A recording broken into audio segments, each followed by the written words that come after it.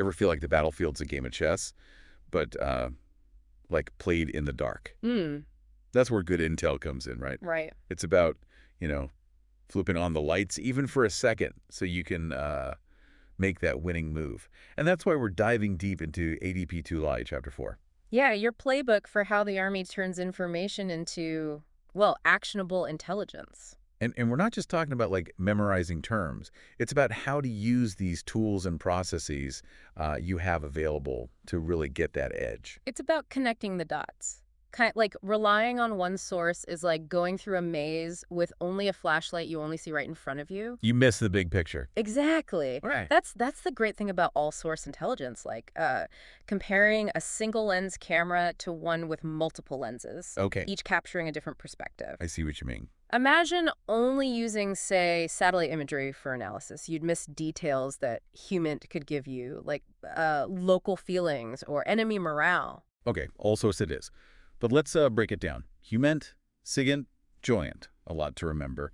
What are the strengths of each single source type? Let's start with human, tapping into the human element.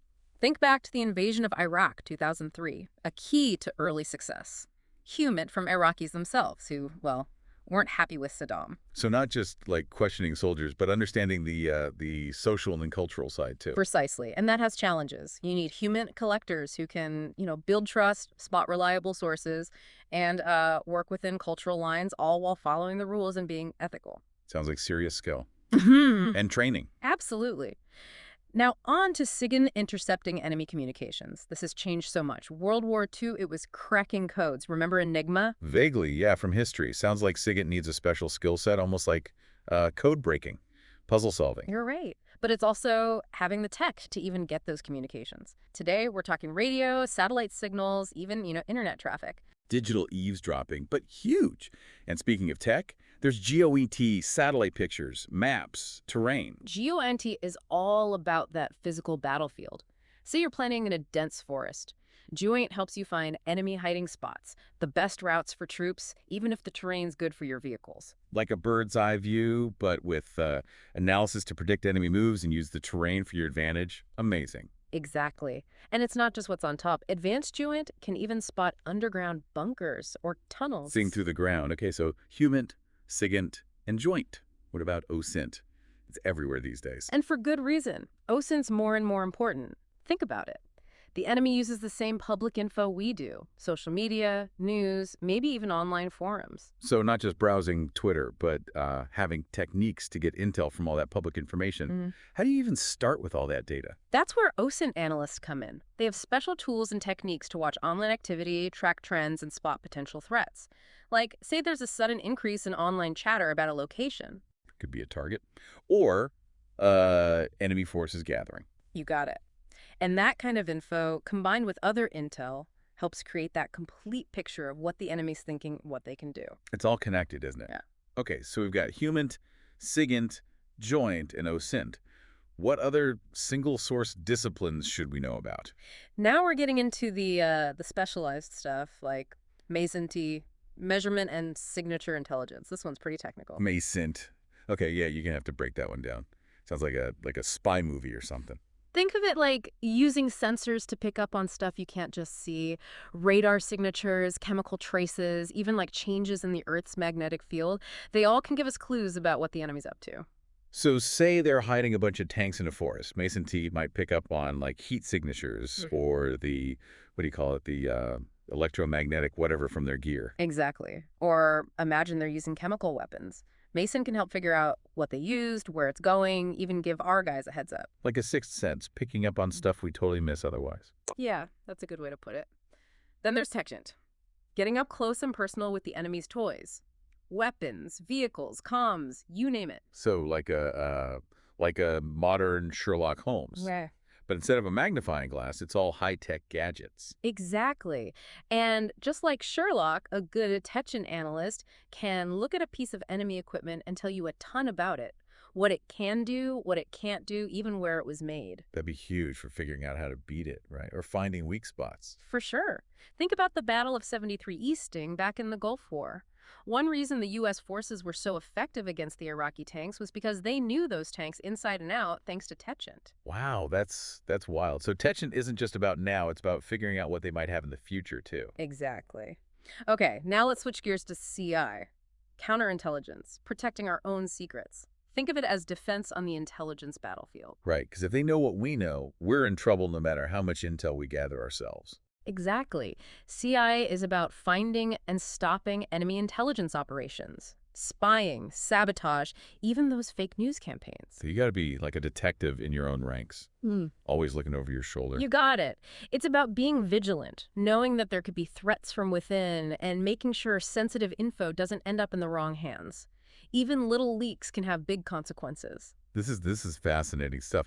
So we've talked about those individual pieces of the puzzle, those single source disciplines, but how do you bring it all together for that complete picture we talked about? That's where those complementary capabilities we mentioned come in. They're like force multipliers. They boost our ability to collect, analyze, and actually use intelligence from all those sources. Okay, so let's give me some examples. What are some of these game changers on the modern battlefield?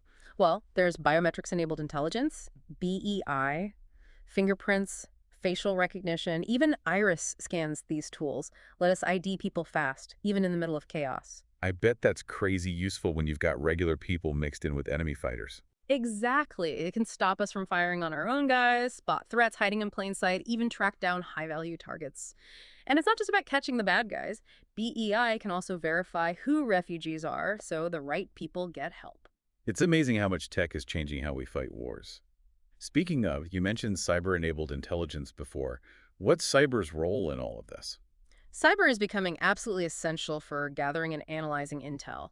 It's about using the digital world to get info, mess with enemy networks, and even, spin things in our favor. So it's not just like hacking into their computers. It's about the bigger picture of how information spreads and how to use that. You got it. Imagine being able to predict what the enemy is going to do by looking at their online activity, or messing with their communications to confuse them and disrupt what they're doing. That's the power of cyber. It's like a whole other battlefield, and it's changing all the time. Okay, so we've got BEI and cyber. What else should we be thinking about? Let's not forget about DOMEX, document and media exploitation. When things are crazy, it's easy to miss the value of something like an enemy's phone they left behind or a map they tossed out. But these little things can have a gold mine of information. It's like one man's trash is another man's treasure. Exactly. DOMEX is all about looking at captured documents, media, electronic devices, you name it, to find valuable intel. And we're not talking top secret stuff here. Even a soldier's personal pictures on their phone can tell us how big their unit is, where they are, even their morale. I never thought of that. Yeah. So you need a good eye, and you got to be able to connect the dots even when it doesn't seem like there are any. Absolutely. And like with a lot of this stuff, speed is key. The faster we can get info from captured material, the more useful it is. Imagine getting your hands on a laptop and finding their plans to attack the next day. Talk about a game changer. Okay. Okay, BEI, cyber, and DOMEX. Anything else? One more, and it's a big one. Forensic-enabled intelligence, or FEI. This is where forensic science and military intelligence meet. So we talking like fingerprints, DNA, analyzing bullets, that kind of thing. You got it. Remember how we said MES&T helps us find things we can't see? Well, FEI takes it up a notch, using science to find hidden clues and figure out what happened. Okay, now this is getting really cool. Give me an example of FEI in action. Say a patrol gets ambushed. FEI can help figure out where they were shooting from, what weapons they used, even how many attackers there were. That information is crucial for planning a counterattack or just understanding their tactics. It's like having a CSI team right there on the battlefield. Exactly. And it's not just about figuring out what happened after the fact. FEI can also be used ahead of time to spot potential threats or find people based on trace evidence. Sounds like you need special training and equipment for that. Does every unit have access to that? Not every unit has their own forensic experts, but the Army knows how important FEI is. They're working on bringing those capabilities to different levels. Even a little bit of forensic knowledge can be really helpful for soldiers on the ground. So we've got all these intel disciplines and these like super-powered force multipliers. That's a lot of tools. But how do we make sure all this info actually gets to the people who need it? So we've got like this mountain of information, but it's useless if it just sits there, right? That's where the PED cycle comes in. Right. Processing, exploitation, and dissemination. Think of it like building something. You got all your materials, wood, bricks, but they're just scattered around. You need a plan to put it all together. So the PED cycle is that blueprint, turning raw intel into something we can actually use on the battlefield. Exactly. It starts with processing. Back to that ambush we talked about. You have what your soldiers saw, enemy radio chatter, maybe drone footage.